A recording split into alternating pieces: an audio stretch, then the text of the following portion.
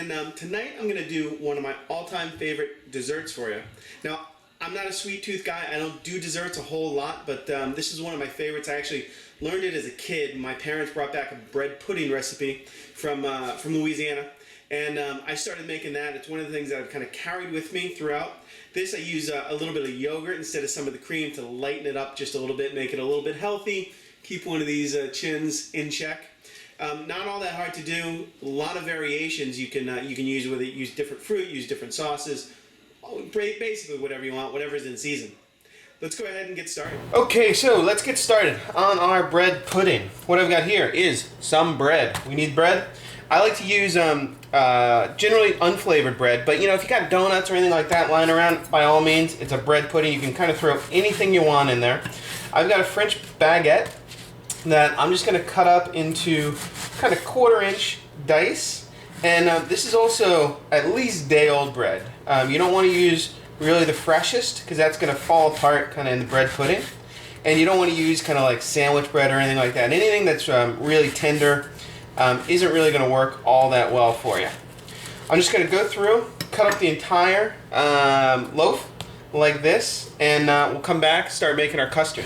Okay, so our bread is done, nicely cut up. Time to make our custard. Now the custard, I'm going to use a cup of white sugar, half a cup of brown sugar, and some eggs. Now, custards like this, the eggs it's generally like eggs and dairy, and when you cook it, the eggs kind of firm up just a little bit and hold the bread together, which is exactly what we're looking to do. In this case, we're adding flavoring ingredients like the sugar, like a little bit of vanilla. Maybe call that a teaspoon of vanilla. I'm going to go a touch more. This is definitely a non-baker's dessert, which I absolutely love because I'm not much of a baker. Now, instead of dairy, instead of cream, what I'm going to use is our Oikos yogurt. And I happen to be using a cherry flavor, black cherry, because it's one of my favorites. I'm going to throw it in there. We're going to go 2 of these 2/3 cups containers. Scrape it all in there. And then I'm going to use just a little bit more, I think, of a vanilla. Because I just like a little bit of that kind of cherry flavor in there. If you like more, by all means, go ahead and add a little bit more. We're going to grab our spatula and just kind of whisk this together. Now, what I've also got on hand is a little bit of cream. Normally I'd be using cream, and what I may still do is add just a little bit to thin this out and to get the volume that I need. But obviously, instead of like 2 pints of cream, we're only going to use, we'll call this a few tablespoons.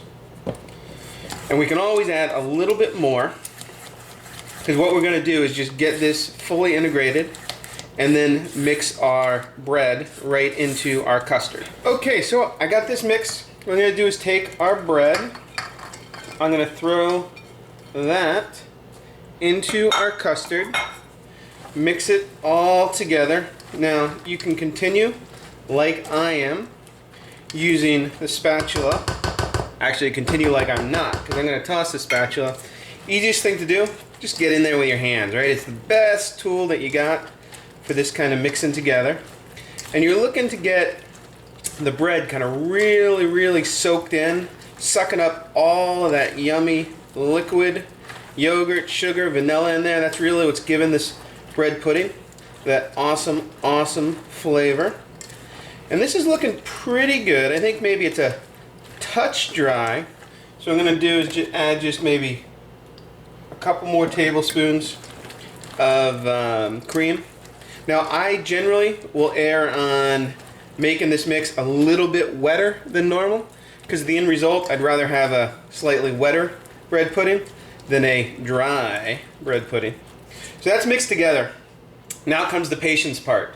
You got to just let this sit, cover it, throw it in the fridge for at least an hour, preferably like 2 hours, up to 5. Okay, so our bread pudding has soaked, and now this is where a bit of the art of bread pudding comes in. Now, believe it or not, some bread is actually drier than other bread, right? And your bread may actually be more dried out than what I have here, maybe less dried out.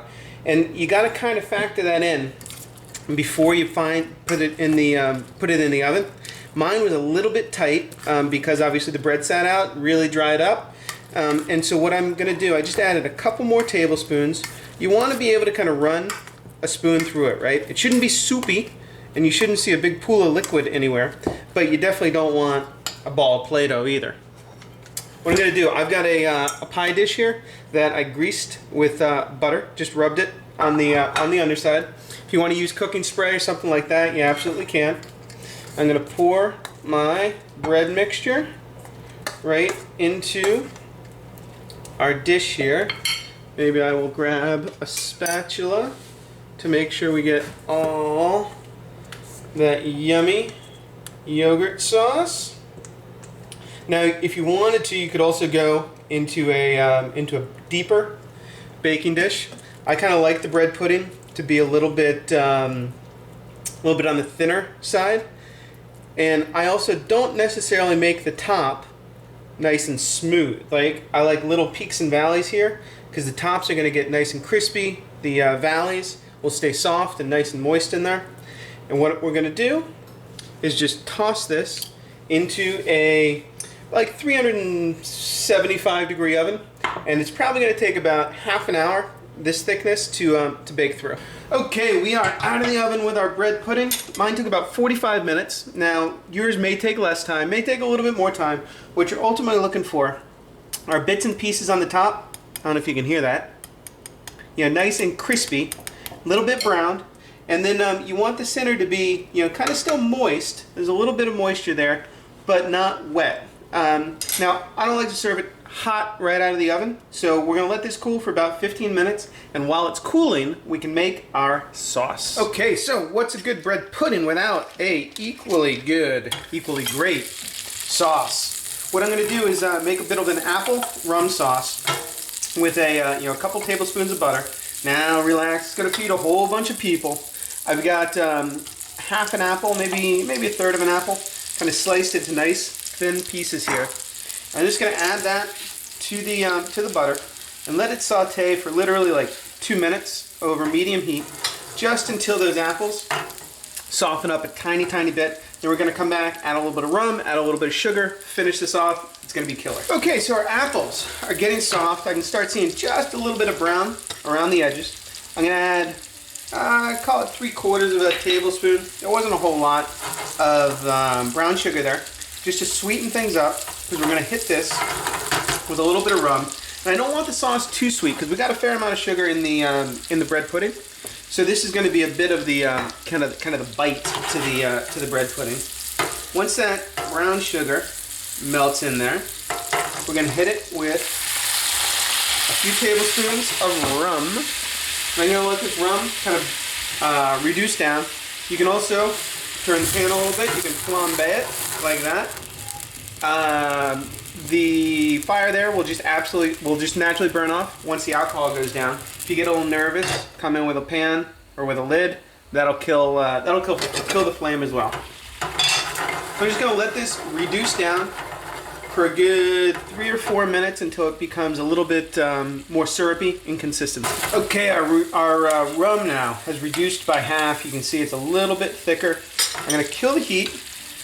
I'm gonna finish it with just one more kind of little pat of butter, and that's gonna melt in there and just give a little bit of the a little bit more thickness to the sauce, as well as a little bit more of a velvety texture, which is gonna be absolutely awesome.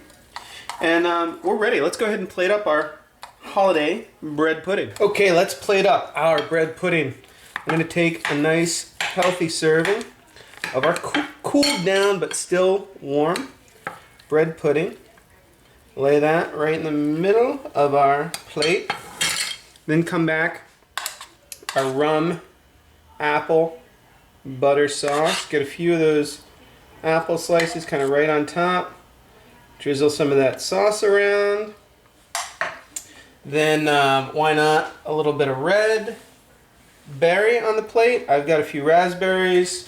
We'll do a little garnish of the mint and the piece de resistance. Maybe a little bit of powdered sugar. right over the top. And there you go. With our bread pudding, I'll see you next time on No Recipe Required.